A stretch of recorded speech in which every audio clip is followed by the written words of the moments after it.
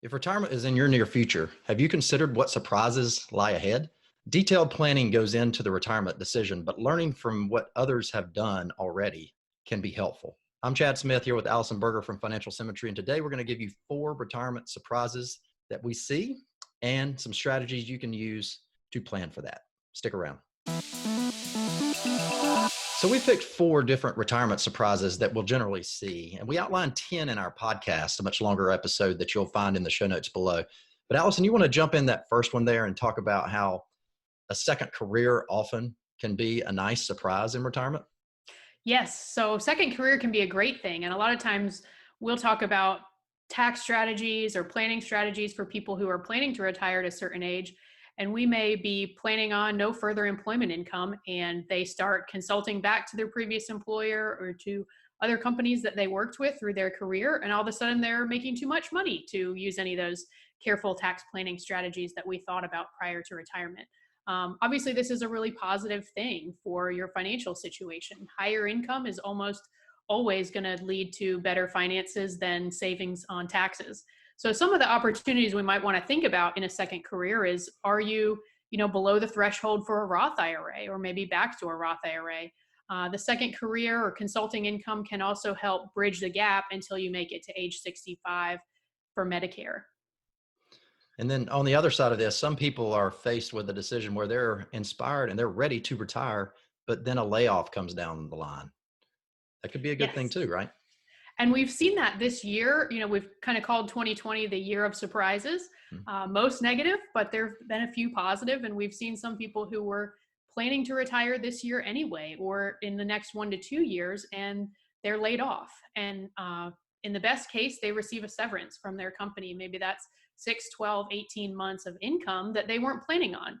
So this is a really positive retirement surprise. And some considerations you might want to do to take advantage of this are, maybe previously you weren't in a position where you could max out your 401k plan, but with the severance coming in as a lump sum, this may be an opportunity to really jack up those contributions before your last day at work, max out your 401k this year, have some tax savings, because it's likely this year is going to be a high income year for you. You'll be in a higher tax bracket.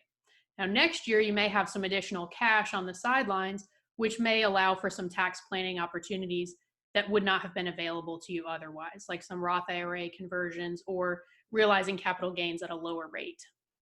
Really opens up a nice box of surprise planning that you can do around that surprise.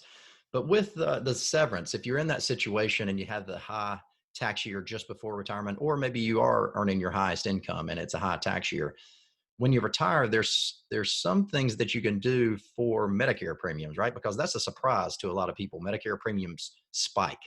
Yes, so Medicare premiums are based on your income. So the higher your income, the higher your Medicare premiums are going to be.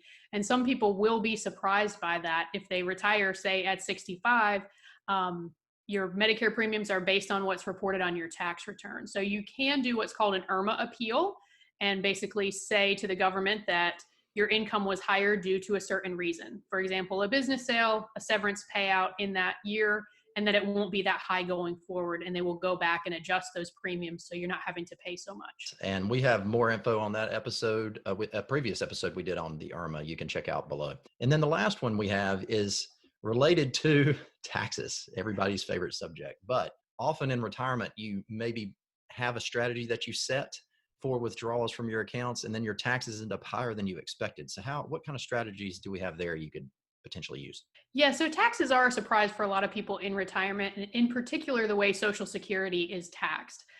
Depending on where you're falling on the income spectrum, more of that could be pulled into taxation.